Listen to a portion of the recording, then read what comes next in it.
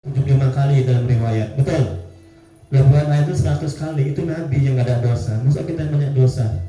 Masa kita gak mau tobat, mohon ampun, menyesal, ya Allah, tolong ya Allah, aku banyak maksiat ya Allah, sama orang tuaku, sama istriku ya Allah, sama suamiku ya Allah, aku banyak makan uang haram, banyak menyakiti orang, aku kadang emosian, aku kadang gak sabar ya Allah, suka marah-marah. Nah, itu juga air mata, banyak air mata tobat ya. Insya Allah berguguran dosa-dosa itu rahmat Allah turun, karena Allah suka sama yang bertobat. Kalau ada rahmat Allah turun, Masya Allah, kita akan mudah melakukan taat. Apa yang kita minta pasti Allah beri ya. Karena ini muhasabah juga memancing rahmat Allah. Ada pertanyaan? Nggak ada? Nggak ada ya? Oke. Nah sekarang kita masuk ruqyah syar'iyah ya. Bu Betty udah sering di ruqyah, apa yang dirasakan? Coba jujur dulu, mau tahu dulu, jujur.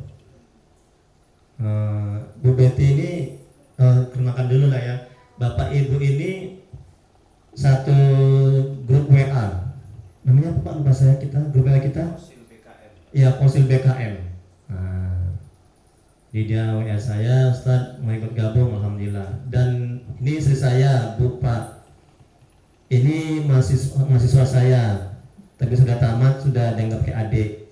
Sekarang masih kuliah.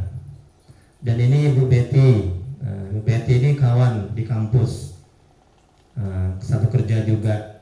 Saya kan dosen tetap di UIM. Ya. Perlu nggak dibilang itunya? Ya, ini penting ini loh. Mungkin di mana-mana Papa ceramah selalu itu, Bu, Pak, nanti kalau ada jodoh ya laki-laki maupun perempuan, silakan. Tapi yang soleh ya, gitu. Kan amal ibadah. Nah, ini promosi juga, karena di sini juga ajang promosi juga, Pak. Kalau yang nggak ada kerjaan kemarin kan bidan kan, ada lowongan bidan dimasukkan sama kita ini, gitu. Saling tolong menolong, saling bantu membantu.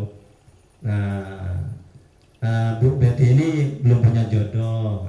Mana tahu Bapak Ibu ya ada kenalan, tapi yang soleh.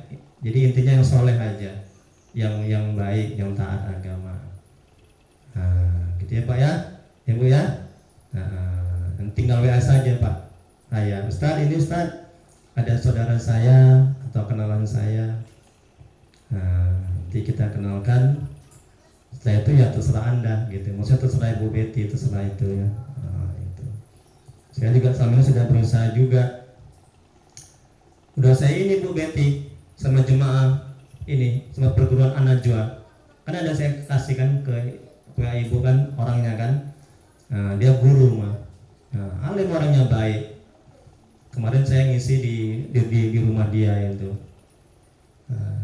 Saya sampaikan, terima kasih Ustaz katanya. Kemudian sampai sekarang belum ada kabar ya. Tunggulah, sabar ya. Mungkin Allah masih mau menguji kesabaran Bu Betty kan. Ya, alhamdulillah. Kan jadi ladang amal. Ya, jadi hikmah berdoa itu adalah sambil kita menunggu pengabulan doa, itu kita mendapat pahala. Makanya dianjurkan banyak-banyak berdoa. Ya? Oke, itu aja Pak ya. Bu ya. Jadi dari mulai sekarang nanti pulang sudah agak diingat-ingat, oh siapa yang kira-kira ya laki-laki yang soleh gitu. Sambilan aja sih, nggak usah pernah dicari kali gitu, sambilan. Jadi kalau di kerjaan, kalau di tempat tetangga sudah ada gambaran-gambaran gitu. Yang penting orangnya soleh. Bu Betty ini nggak begitu rumit kali cari jodoh, ya. Yang penting soleh, taat. Itu. Alhamdulillah ya. Ada pertanyaan mengenai jodoh boleh juga? Enggak ada ya? Enggak ada. Kita masuk ruqyah ya? Ada? Ada. Ruqyah syar'iyah. Ada ruqyah syaitoniyah. Nah, alhamdulillah ini Bu Betty sudah lama di ruqyah. Nah, ini ada orangnya. Kalau orang yang menggelepar, yang muntah-muntah, yang disantet itu sudah pada pulang. Ya. Udah pada pulang. Alhamdulillah udah baikan. Nah, ini yang yang dia rasakan tidak hanya sekali duduknya itu Pak, seperti yang Bapak bilang tadi kan, gua tanya tadi kan. Nah, jadi harus berkali-kali. Nah, sering-sering lah Bapak kemari tiap bulan sama Ibu, bawa keluarga, bawa tetangga, ajak kawan-kawan kita yang di grup itu. Kan saya sering sudah share-share juga kan. Nah, kawan-kawan kantor bawa kemari bilang gratis, bilang kalau gratis kan mau kan. Nah, itu. Ya? Iya silakan. Iya santet sihir. Iya. Itu kan ada juga yang sampai meninggal gitu ya. Oh, jemaah-jemaah saya itu. Nah, sementara kan itu pasien ajal itu sudah ditentukan. Pintar ya. Itu apa korelasinya? Iya. Kenapa manusia bisa membuat si makhluk lain itu bisa meninggal? Iya, sementara itu kan hak Allah. Iya, pertanyaan bagus itu.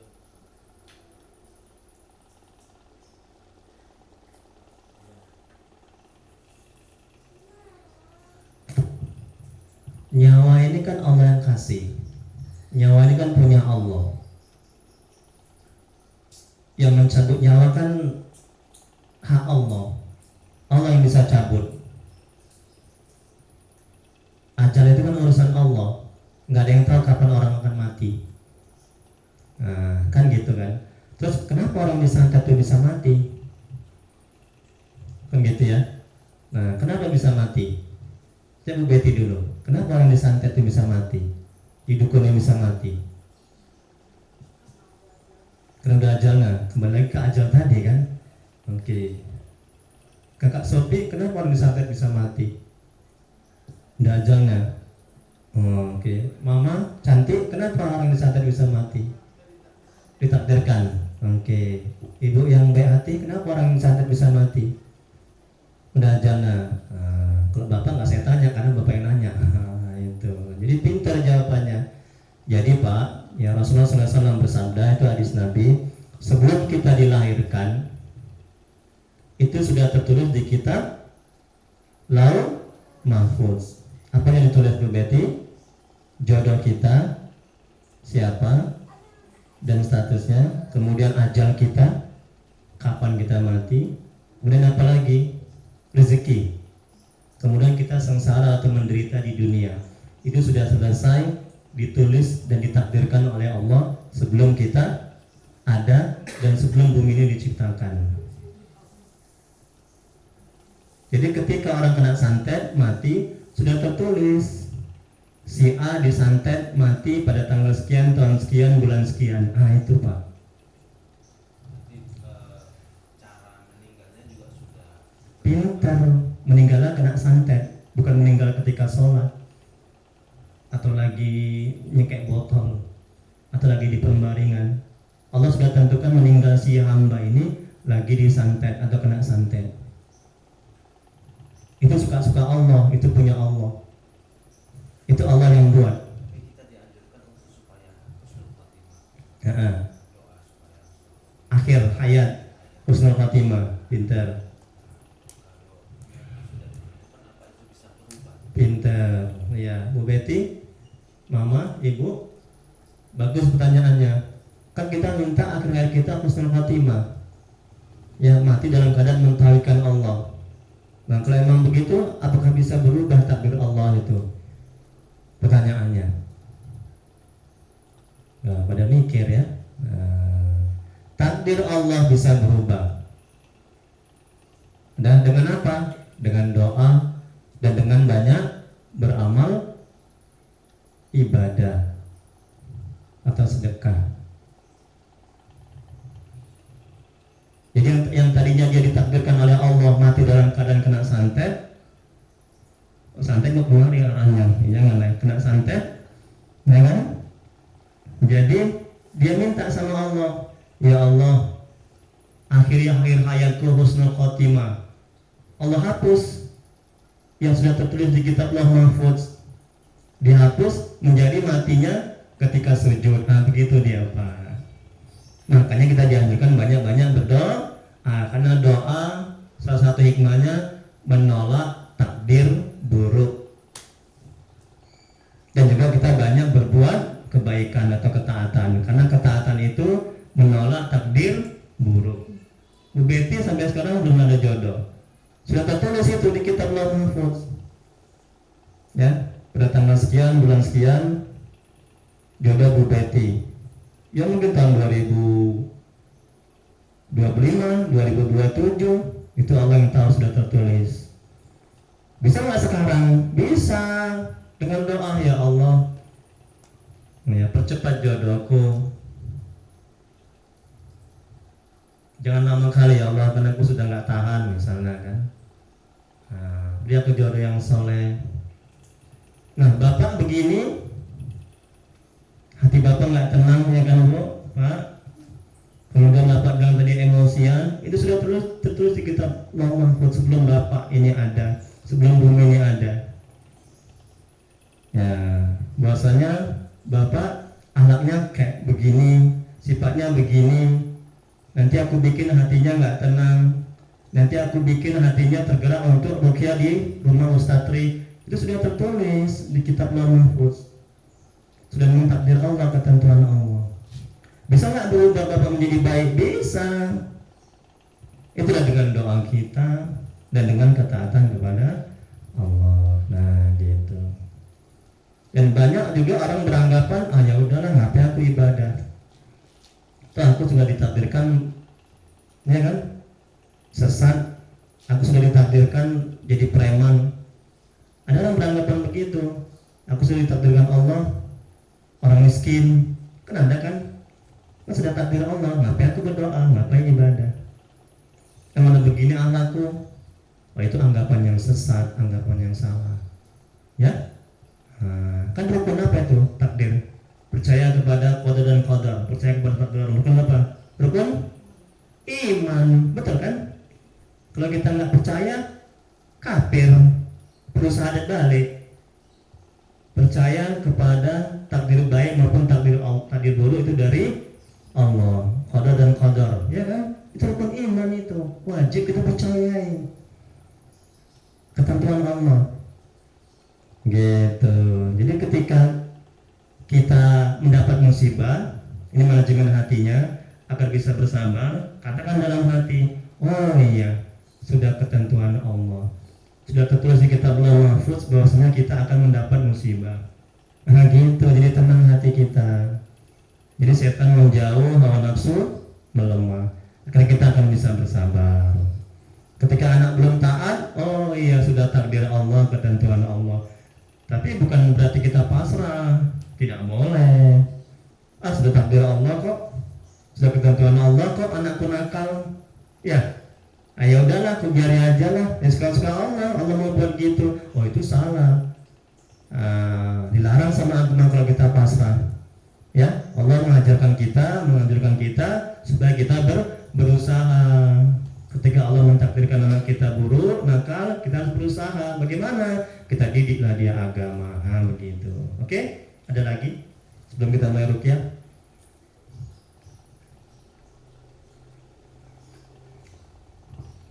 Ada? Nggak ada? Udah mulai bisa diruqyah ya? Kan sudah enak hatinya kan? Nah, di ruqyah makin enak lagi. Ya, ruqyah syar'iyah. Ini dalilnya dari Auf bin Malik al-Asy'ari, semoga Allah merahmati dan meridhoinya. Beliau mengatakan, ya, Rasulullah SAW bersabda ya, dari Auf bin Malik al-Asy'ari berkata, dahulu kami meruqyah di masa jahiliyah dan kami bertanya, wahai Rasulullah, bagaimana pendapatmu? Rasulullah bersabda, perlihatkan kepadaku ruqyah kalian. Tidak apa-apa dengan ruqyah jika tidak mengandung kemusyrikan. Ini dalilnya hadis riwayat Muslim ya, semoga Allah merahmati. Ada jeda sini, ada jeda dan situ nak, sini nak. Kemudian berikutnya firman Allah juga dalil yang lain, dan kami turunkan dari Al-Quran suatu yang menjadi penawar dan rahmat bagi orang-orang yang beriman. Dan Al-Quran itu tidaklah menambah kepada orang-orang yang zalim selain kerugian. Quran Surah Al-Isra ayat 82. Dan Imam Nawawi semoga Allah merahmati dan meridhoinya berkata, dan sungguh telah dinukil adanya ijma bolehnya ruqyah dengan ayat-ayat dan kalimat zikrullah. Nah, jadi jelaskan dalilnya kan, ruqyah syariah. Kalau ruqyah syaitaniyah ada juga, dia tidak menggunakan ayat-ayat Allah, ya. Dia menggunakan media jin kafir. Nah, itu. Oke, ada pertanyaan? Nah. Ibu Betty setiap ini bawalah air ruqyah, kasihkan ke mama di rumah, ya kan? Alhamdulillah. Ada dibawa setiap ruqyah. Oh, masya Allah, tabarakallah, pintar ya. Baru pula itu, ya baru gajian, alhamdulillah ya. Itu bisa Ah, gimana Pak? air itu nanti diminumkan ke keluarga. Pintar kali Pak. Nah, lupa saya bilangkan sudah bawa air ya. Karena di sini ada air. Nanti bulan depan Pak bawa yang besar ya Pak ya. Jadi minumkan ke anak-anak. Ini kan air sudah terini mengandung ayat doa-doa. Sudah bukan air biasa lagi nih. Makanya nggak boleh dilangkai. Taruh usahakan tempat yang tinggi nanti di rumah. Kemudian kalau udah habis diruqyah lagi, nggak boleh ditambah. Wah, insya Allah nih atas izin Allah udah banyak yang sembuh nih saya buat ini. Coba tengok di YouTube saya itu, yang disantet, yang masukkan jin, setan, yang penyakit jasmani, penyakit non medis, penyakit medis, yang operasi kanker kepalanya di Malaysia itu jemaah saya itu ayahnya, ruqyah dari jarak jauh. Tadi juga subuh tadi ada jemaah kita yang mau belajar ke Bandung, dia naik pesawat di bandara, ruqyah minta selamat, alhamdulillah udah selamat dia. Ya, nah, insya Allah yang penting kalau kita bisa tasawuf, bisa fikih, bisa Quran, hati kita bagus, bisa kita ngeruqyah. Hah? Ya, memang berat. Tapi kalau kita punya kemauan keras, saya pun dulu nggak pandai ngeruqyah. Tapi saya mencoba membersihkan hati saya dengan banyak zikir, dengan ikhlas. Inilah membantu orang ini kan tanpa dibayar. Ini berat ini sangat menguatkan ini saya, menguatkan kemanjuran, paham kan? Menguatkan kemanjuran ruqyah saya. Semakin banyak saya sedekah ruqyah ini, semakin banyak yang sembuh, semakin manjur, semakin kuat iman saya. Nah, kan udah lama saya buat ini kayak gini. Ya, yang gratis di rumah sini aja. Mau dipanggil bayar. Tapi gitu pun saya nggak patokan.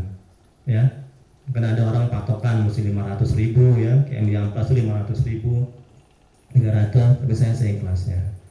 Ada juga nggak punya uang Ustaz, ya udah nggak usah bayar. Tapi ada aja dikasih, masya Allah. Iya Bu Ben, ada aja dikasih Allah setelah orang meruqyah itu nggak bayar, gratis atau saya ikhlasnya. Ya, tadi saya ditelepon di WA, Ustaz nanti ngisi Ustaz ya, memang agak jauh di sana, di mana tuh Pak? Tanjung, Medan Johor kan jauh itu ya, Medan Johor ya. Subuh-subuh, makanya takut begal nanti minta kawan sama istri, sama ibu. Kemudian di daerah ini juga, daerah Bapak, di mana Pak? Marelan juga. Subuh-subuh tapi hari Minggu juga. Ada aja dikasih gitu, alhamdulillah. Ya, itu rezeki dia. Yang penting kita ikhlas ya. Jangan pamrih berbuat. Nah, itu ya. Memang ikhlas itu susah. Betul kan Pak? Ya Bu. Makanya butuh latihan. Terus latihan sampai kapan? Sampai mati. Nggak bisa langsung kita bisa ikhlas. Ya, kayak ibu ngurus suami. Kan harus ikhlas kan? Jangan ngedumel nanti. Hati pintar, hati bisa ikhlas. Ibu udah masak capek-capek, kemudian bapak bilang misalnya, oh ini kurang garam ini, untung dimasak, ngomong merepet, udah nggak ikhlas kan. Belajar ikhlas pelan-pelan, insya Allah bisa ya. Ya sama-sama belajar, saya pun juga masih belajar kok. Bukan saya bersih kali hatinya ya, bukan saya bagus sekali ya. Saya juga masih banyak dosa. Oke, 25 ciri orang yang butuh diruqyah. Nah ini belum pernah dengar nih kan? Nah ini yang ditunggu-tunggu ini. Sebenarnya banyak lagi, bukan hanya 25. Ya banyak ya ciri-ciri orang butuh diruqyah. Nah makanya tadi saya bilang aurat bapak sama ibu ketika datang auranya negatif. Nah belum saya bacakan ini memang butuh diruqyah bapak dan ibu. Dari mukanya nampak, hati saya Ini maaf ya, jangan sakit hati ya. Nah, karena juga jemaah saya kan untuk kebaikan juga ya. Nah, hati saya merasa nggak enak gitu. Nah, bukan berarti suruh pulang. Bu Betty pun juga awalnya ketika datang kemari hati saya nggak enak gitu. Karena dia ada utang sama saya.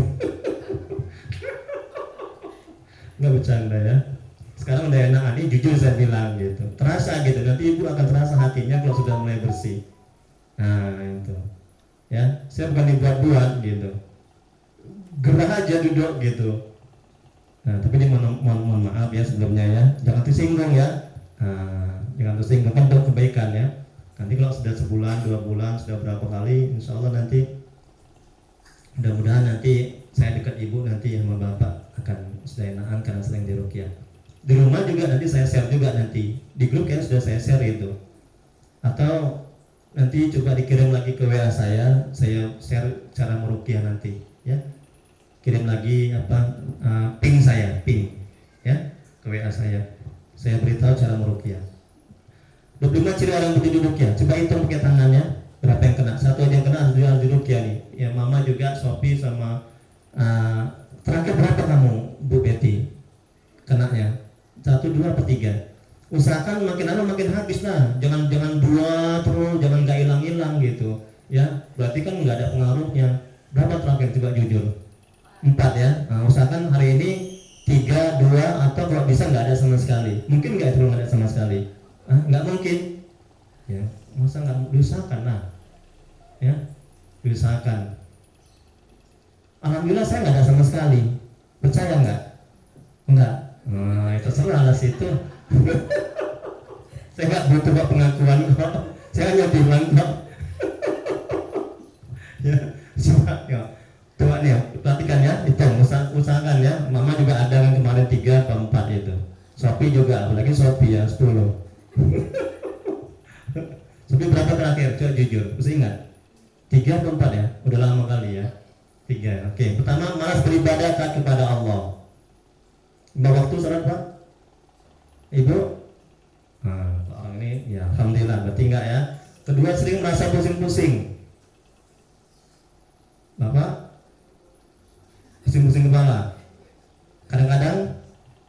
Enggak. Kalau kolesterol naik pusing. Yang penting pusinglah kepalanya. Berarti kena 1. Yang ketiga, dada terasa sesak atau panas. Nah ya termasuk, hitung 1 ya. Berikutnya yang keempat, sakit pada perut atau hulu hati. Nah, yang kelima, gangguan sekitar rahim, prostat atau ginjal. Nah, yang ketujuh, yang keenam, sakit yang sangat pada jam-jam tertentu. Nah, ya. Oke, berikutnya yang ketujuh, sakit yang tiba-tiba datang tiba-tiba hilang. Nah, berikutnya mudah marah dan tersinggung atau tersinggung. Bapak ya Ibu, mau suami istri janganlah ya, mulai sekarang ya, usahakan berubah, bahaya itu ya. Dua-dua udah tersinggung, udah marah ya, berantem aja. Oke, hitung ya. Berikutnya, sering bingung, sulit berkonsentrasi. Enggak, Bapak? Iya, hitung. Berikutnya, sering bermimpi didatangi binatang buas atau sekali-sekali mimpi. Enggak pernah, sering sekali-sekali. Enggak pernah binatang buas. Bapak enggak? Oke, berikutnya, sering bermimpi berhubungan badan sama suami orang atau orang lain, atau pernah berhubungan badan sama orang lain. Enggak. Berikutnya, bermimpi jatuh dari tempat yang tinggi. Enggak. Oke, berikutnya, sering resah. Bapak, Ibu, sering gelisah, sering merasa takut, minder. Ya, oke, hitung. Berikutnya, sulit tidur. Bapak kayaknya sulit tidur, saya merasakan. Jam berapa tidur? Seringnya? Jam 9. Banyak tidur juga? Banyak tidur? Berarti ini sulit tidur atau kebanyakan tidur? Berarti kena kan? Nah ya, makanya gemuk bapak ibu yang banyak tidur. Nggak bercanda ya. Hitung ya. Berikutnya, sering berprasangka buruk. Ya, Bapak? hitung. Merasa was-was? Apa aja gitu.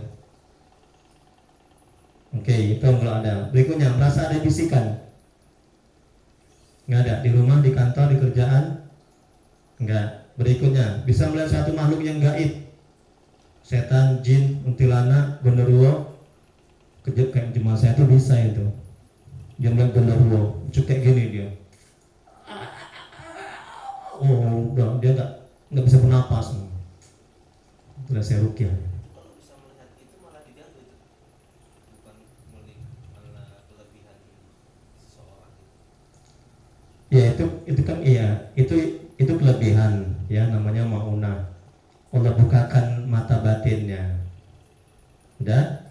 Nah, takut nggak dia? Kalau dia takut, ya malah diganggu. Kalau dia nggak takut, dia bacakan ayat-ayat, pergi. Gitu. Dan kalau misalnya ada, dibuka mata batinnya, bisa melihat hantu segala macam. Kalau dia membuat dia menderita, masih diruqyah. Itu bukan merupakan prestasi. Ya.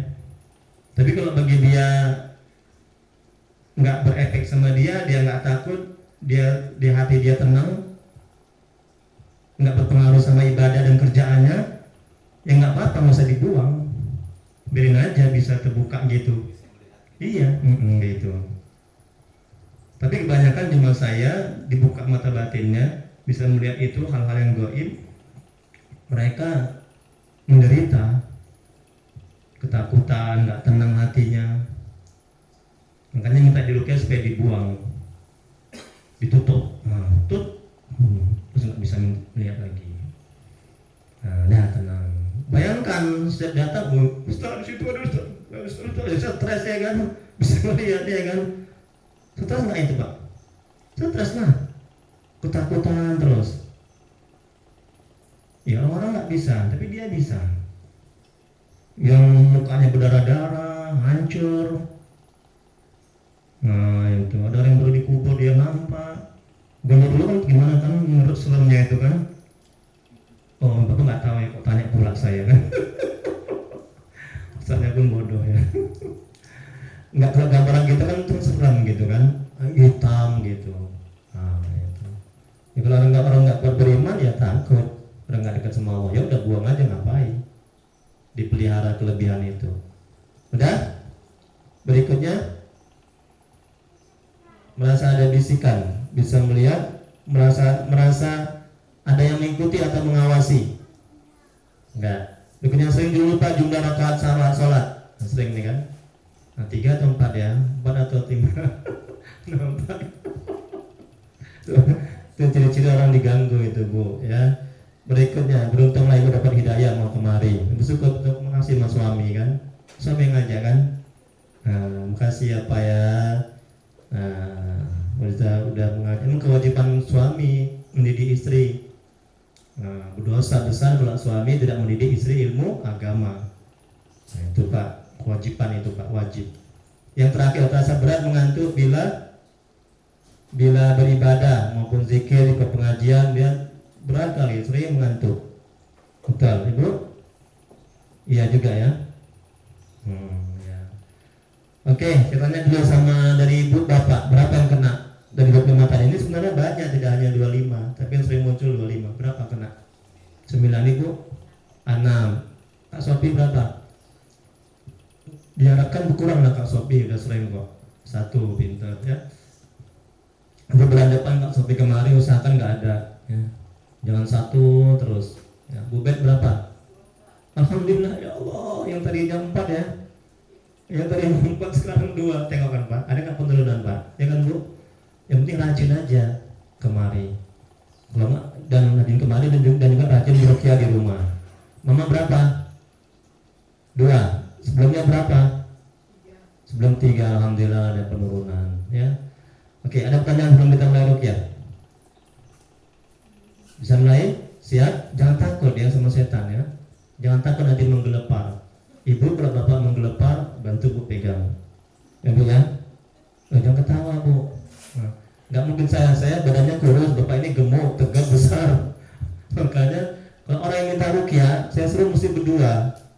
Kenapa? Untuk megangi, karena saya pernah mau dipukul, saya ditumbuk sama jin yang dalam tubuh si pasien itu. Kan sudah bukan dia lagi kan, tenaganya itu berkali lipat itu. Kalau udah kemasukan gitu. Si Rino itu mah, yang kemarin itu kan mah, tengok ini tahu nih cerita saya nih, ada di YouTube itu, yang disantet. Ada judulnya, disantet sembuh dengan ruqyah. Ketika disantet, ada di YouTube itu juga tengok. Tenaganya, orangnya di bawah saya, masih muda. Ya, nggak gitu tegap kali, tapi ya Allah tenaganya kuat kali. Nah itu sudah bukan dia lagi dalam tubuhnya itu. Nah ini bapak saya nggak tanggung jawab bu, bapak dan ibu nanti ini istrinya, ibu kan tegap badannya. Ya coba ya. Tapi insya Allah mudah-mudahan ya kita hanya takut kepada Allah. Ya, tidak takut kepada jin setan. Tapi gitu pun perlu bantuan. Nggak apa-apa nanti saya pegangin juga, nanti dibantu sama ibu nanti. Kita berapa? 1, 2, 3, 4, 5 orang, masa kalah sama 1 orang. Ya. Oke, mudah-mudahan nggak ada apa-apa ya. Amin. Bisa dimulai? Ya. Oke. Jadi begini. Coba latihan dulu. Badan gini, badan tegak aja, tapi nggak usah tegak, usahakan jangan senderan. Nah, begini, dada busurkan ke depan. Ini tata cara meruqyah. Nanti praktekkan di rumah. Lemas saja, tapi tegak, dada busurkan ke depan, tundukkan kepala. Semua tundukkan kepalanya, mata dipejamkan, ya, rileks, santai, dada busurkan ke depan, ya, jangan ingat yang lain. Ini kalau ingat yang lain nanti nggak ingat kepada Allah. Makin masuk jin setan itu nanti, makin sesak di dada, makin menderita nanti ya. Harus khusyuk ingat kepada Allah. Udah, HP mohon disilentkan biar nggak mengganggu. Udah.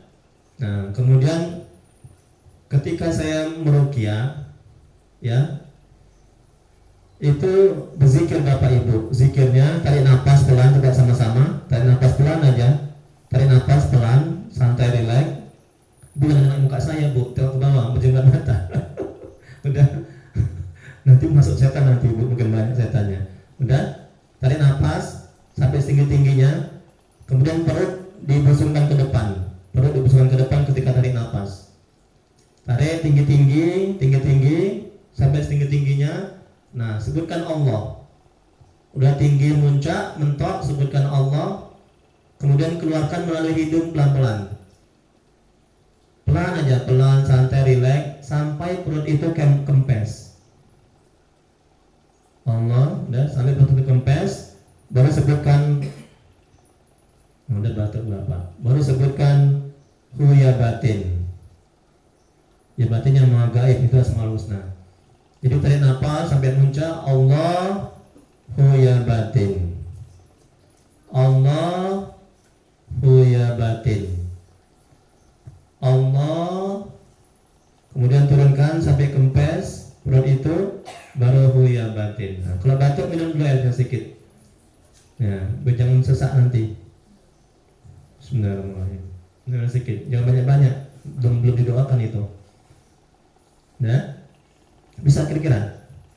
Allah hu ya batin. Allahu ya batin. Bisa bu?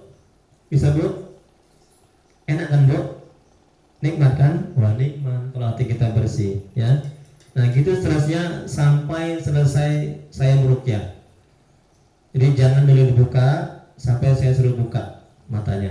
Bisa ya?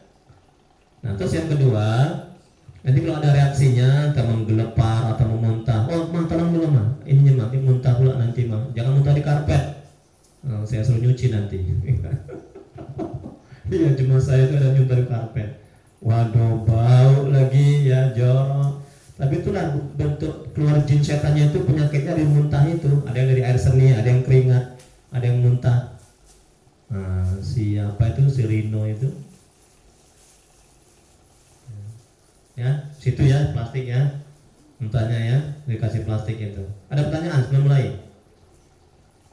Nanti kalau ada reaksinya atau gangguan bisikan, terus fokus.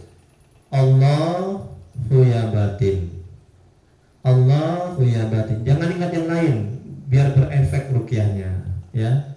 biar berbekas, biar bisa biar menjadi apa, biar sehat, ya. Bisa dimulai? Oke, sekarang ikuti saya dulu. Ikuti, ya. Ikuti, usahakan sambil menangis menyesal. Kita istighfar, mohon ampun. Astaghfirullahaladzim. Ya Allah, ampuni dosa kami ya Allah. Ikuti. Terima tobat kami ya Allah. Ampuni maksiat kami ya Allah. Ikuti. Kami berjanji kepadamu ya Allah. Pejamkan mata. Ya, badan tegak, ya, dibusungkan dadanya sedikit, jangan kaku lagi, rileks, santai. Nastaghfirullahaladzim Allazi la ilaha illa huwal hayyul qayyum wa natubu ilaih. Nastaghfirullahaladzim Allazi la ilaha illa huwal hayyul qayyum wa natubu ilaih. Nastaghfirullahaladzim Allazi la ilaha illa huwal hayyul qayyum wa natubu ilaih. Nastaghfirullahaladzim Allazi la ilaha illa huwal hayyul qayyum wa natubu ilaih. Nastaghfirullahaladzim Allazi la ilaha illa huwal hayyul qayyum wa natubu ilaih. Nastaghfirullahaladzim Allazi la ilaha illa huwal hayyul qayyum wa natubu ilaih. Ikuti. Allahumma salli ala Sayyidina Muhammad wa ala alihi wa sallim. Allahumma salli ala Sayyidina Muhammad wa ala alihi wa sallim. Allahumma salli ala Sayyidina Muhammad wa ala alihi wa sallim. Allahumma salli ala Sayyidina Muhammad wa ala alihi wa sallim. Allahumma salli ala Sayyidina Muhammad wa ala alihi wa sallim. Allahumma salli ala Sayyidina Muhammad wa ala alihi wa sallim. Allahumma salli ala Sayyidina Muhammad wa ala alihi wa sallim. Ikuti. Asyhadu an la ilaha illallah wa asyhadu anna Muhammadar Rasulullah. Dah, mulai. Badan dibusungkan, tegak, santai, rileks, ya. Kemudian mulai zikir, tarik nafas tinggi-tinggi. Kemudian perutnya sambil dibusungkan ke depan ketika tarik nafas. Tinggi, udah mentok tinggi, sebutkan Allah, ya. Jangan ingat yang lain, ingat Allah. Kemudian dikeluarkan melalui hidung, pelan-pelan napasnya. Masya Allah, nikmat kali. Saya aja merasa nikmat, lezat kali, ya. Pelan-pelan di hidung, ya, sampai perut kempes. Nah, baru sebutkan ya batin. Masya Allah, nikmatnya. Allah ya batin. Allahu ya batin. Allahu ya batin. Terus begitu ya Bapak Ibu ya, sampai saya suruh berhenti. Astagfirullahaladzim, astagfirullahaladzim, astagfirullahaladzim. Ila hadratin Nabi Mustafa Muhammad Rasulullah sallallahu alaihi wasallam wa ala alihi wa ashabihi wa dzurriyyatihi wa azwajihi wa li baitihi ajma'in. Wa likafil hamdal mursalin. Bismillahirrahmanirrahim. Wa inna muhammadin muslimin wa muslimat. Bismillahirrahmanirrahim.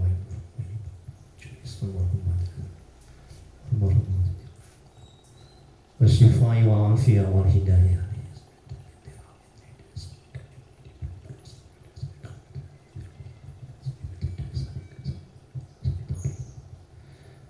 Khususan di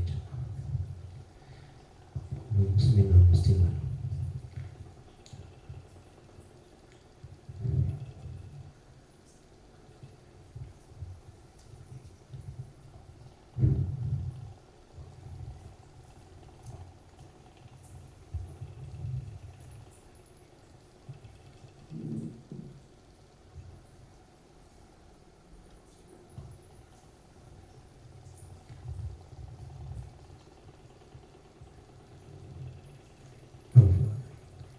أعوذ بالله من الشيطان الرجيم بسم الله الرحمن الرحيم الحمد لله رب العالمين الرحمن الرحيم مالك يوم الدين إياك نعبد وإياك نستعين اهدنا الصراط المستقيم صراط الذين أنعمت عليهم غير المغضوب عليهم ولا الضالين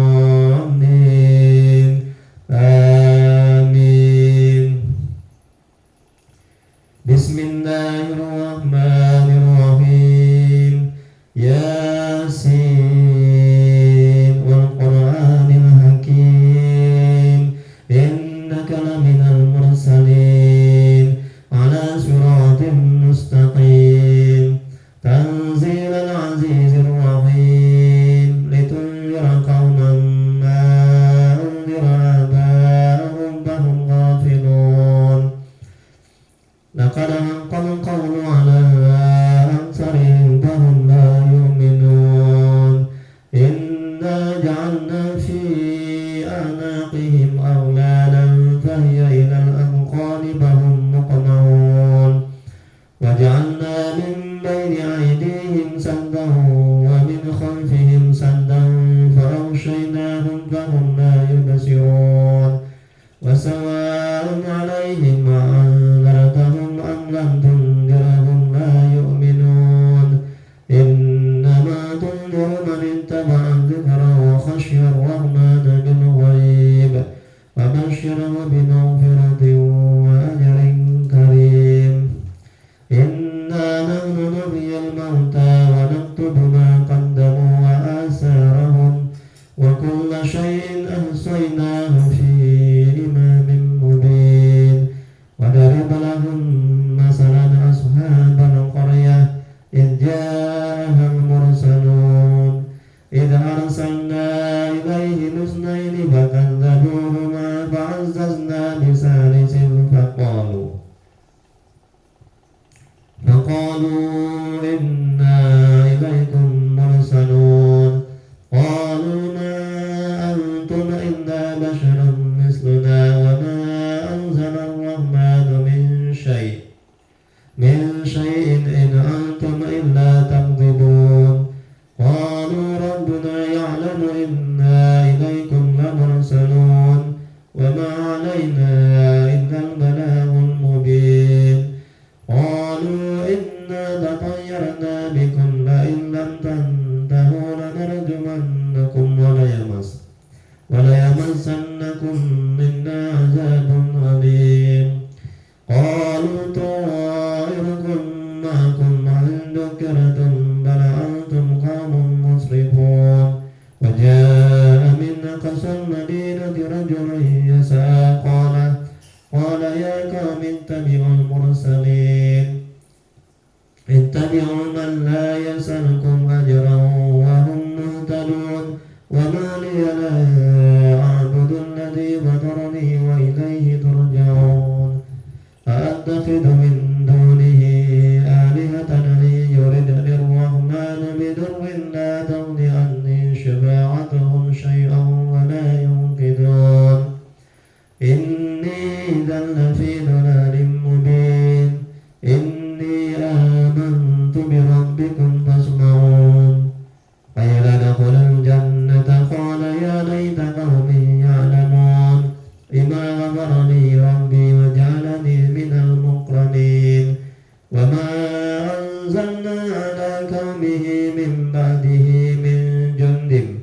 من جند من السماء وما كنا منزلين إن كانت إلا صيحة واحدة فإذا هم خامدون يا حسرة على العباد ما يأتيهم من رسول إلا كانوا به يستهزئون ألم يروا كم أهلكنا قبلهم